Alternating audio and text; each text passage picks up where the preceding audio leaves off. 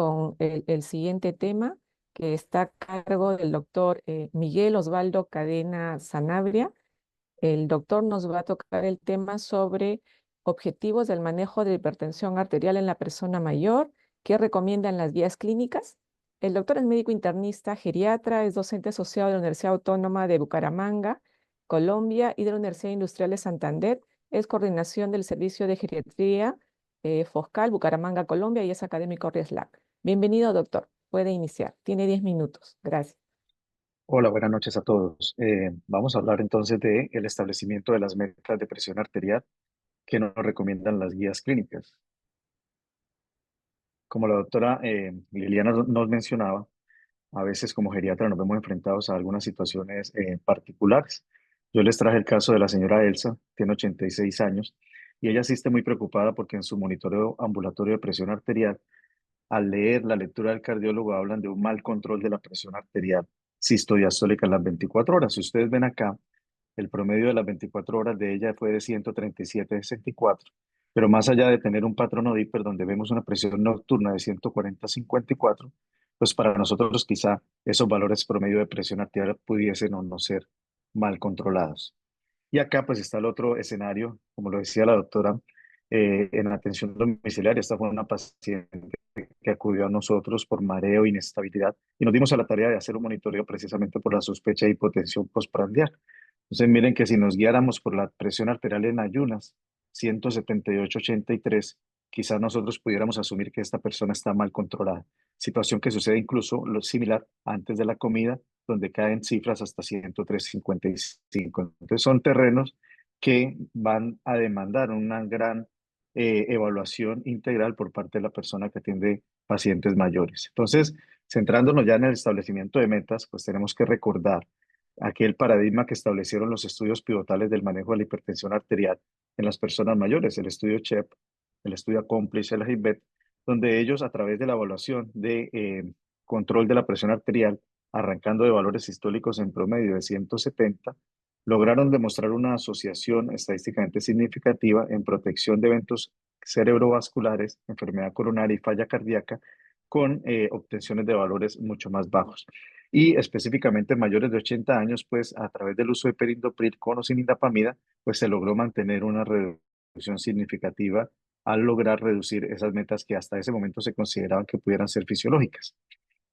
En esta figura de las recientes publicadas clínicas geriátricas, pues se hace como una trayectoria histórica de lo que han sido estos estudios de determinación de las metas de presión arterial en cierta medida. Como les mencionaba el chef, el HIBET, donde arrancaron en valores históricos de 170 y las personas que estaban en el brazo activo de intervención, pues lograron reducir a cerca de 140, 144 milímetros de mercurio.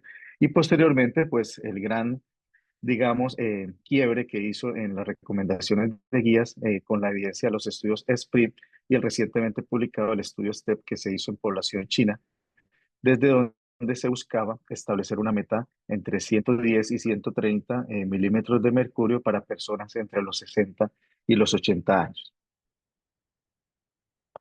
Esta es la figura donde se ve el comportamiento de la presión arterial a lo largo de los años de seguimiento. Ustedes ven que las personas que en el estudio SPRINT lograron mantener un tratamiento intensivo, se estuvieron manejando valores cerca a 122, 124, con una reducción importante de el riesgo de desenlaces combinados como muerte de origen cardiovascular, falla cardíaca, enfermedad coronaria y ACV. Y cuando miramos en los análisis por subgrupos en poblaciones de mayores de 75 años, incluso llamativamente esa medida de impacto es mucho mayor. Ustedes ven una reducción estadísticamente significativa hasta de un 33% menos de asociación. Sin embargo, y acá es donde viene el quiz del asunto, y es que esa obtención de eventos favorables pues está también exponiendo a los pacientes a una mayor probabilidad de alteraciones electrolíticas, de falla renal y de hipotensión ortostática. Entonces, se ha tratado de evaluar, posteriormente salieron varias publicaciones tratando de evaluar qué comportamiento tenían esos desenlaces en los mayores de 75 años, reconociendo la gran heterogeneidad a la cual nosotros siempre nos hemos enfrentado. Y entonces esta publicación pues trataba de evaluar un poco desde el punto de vista funcional, de manera más discriminada, si ese comportamiento de la asociación de menores desenlaces cardiovasculares se mantenían a lo largo del espectro de lo que pudiéramos llamar funcionalmente un anciano en su velocidad de marcha, en sus niveles de fragilidad. Y llamativamente, pues esa asociación, ustedes ven acá, la mediana de velocidad de la marcha de las dos poblaciones fueron 0,9 metros por segundo, tuvieron una prevalencia de fragilidad de un 33% y una evaluación cognitiva con un MoCA de 22 en mediana.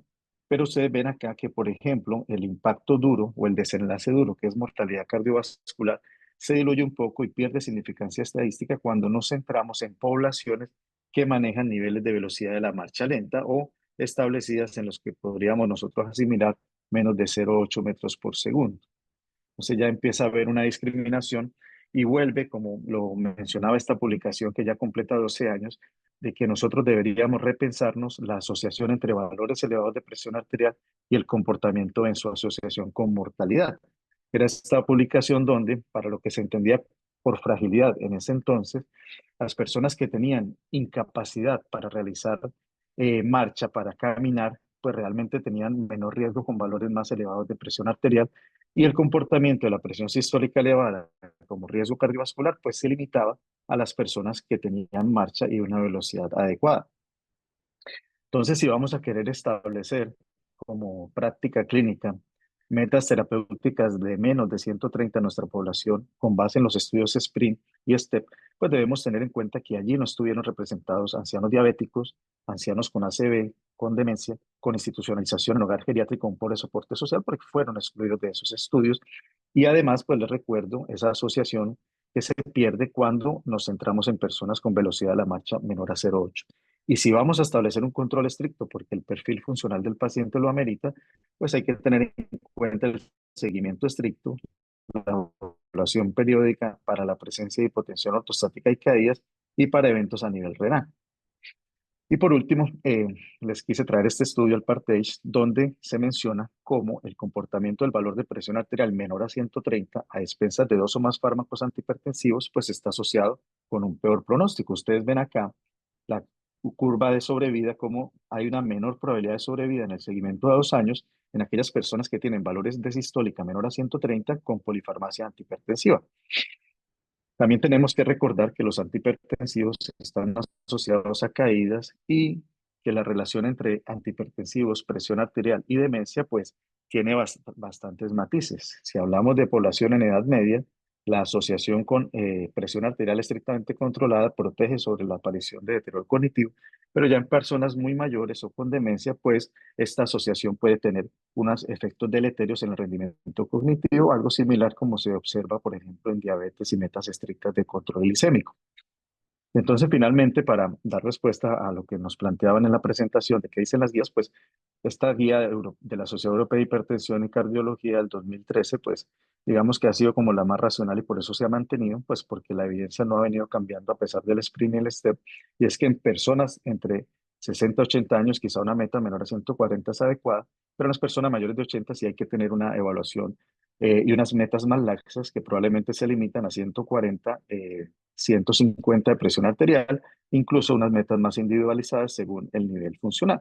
Y a manera de conclusión, pues esta figura que hace parte de la guía de la Sociedad Europea recientemente publicada, donde nos hablaban, como lo mencionaba la doctora Liliana, de esos tres grupos funcionales de pacientes para establecer metas de presión arterial, recordando que aquella persona dependiente con deterioro en su movilidad y síndromes geriátricos avanzados, pues no tendríamos ninguna razón con base en la evidencia para mantener niveles más estrictos que menos de 150. Y en personas mayores de 80, pero robustas, quizá una meta de 140 pudiera ser la más favorable y que incluso personas menores de 80, pues que cumplieran o se parecieran a los criterios expuestos en el sprint, pudiesen llegar a manejar presiones arteriales de 130 sobre 80. Eso era todo lo que les tenía para compartir el día de hoy. Quedaré pendiente de la sesión de preguntas. Muchas gracias. Muchas gracias, doctor.